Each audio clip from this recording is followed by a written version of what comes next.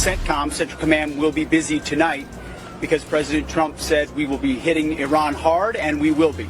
Hayagan at direktang inianunsyo ni United States Secretary of War Pete Hegseth na aatakihin nila ang Iran anumang oras ngayong gabi, June 11, oras sa Amerika. Kaugnay pa rin ito ng pagganti ng Amerika kasunod ng pagpapabagsak sa isang eroplano ng US sa Strait of Hormuz. Nais rin ng Amerika na i-pressure na rin ang Iran na lumagda sa kasunduan dahil ayon kay US President Donald Trump ay matagal na itong nakabinbin. We'll see what happens, but we hit them hard yesterday and we're going to hit them again hard today, and we'll see what happens with the deal. We were really close to a deal, but they keep tapping us along. They keep playing us for suckers. Paliwanag naman ni Secretary Hegseth, wala silang intensyon na muling magsimula ng gyera sa kanilang gagawin, pero tiniyak nito kung ano-ano ang kanilang pupuntiryahin.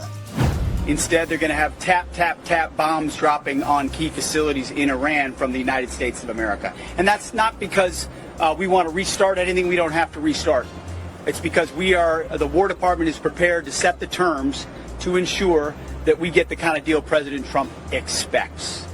Sa unang pag-atake ng US, isa sa tinamaan ay ang water facility ng Iran sa Sirik. Ayon kay Iranian Foreign Ministry spokesperson Ismail Baqai, dalawa sa reservoir nito ang nasira kung saan katumbas ng 2,500 cubic meters ng tubig ang mawawala.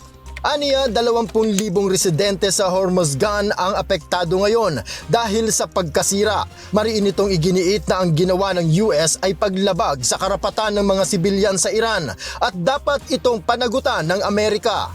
Ayon kay Iranian President Masoud Pezeshkian, isang karuwagan ang puntiryahin ang mga pasilidad na nagsisilbing kabuhayan ng mga sibilyan. Naninindigan ito na mananatili silang matatag sa pagharap sa lahat ng ginagawang panggigipit sa kanila.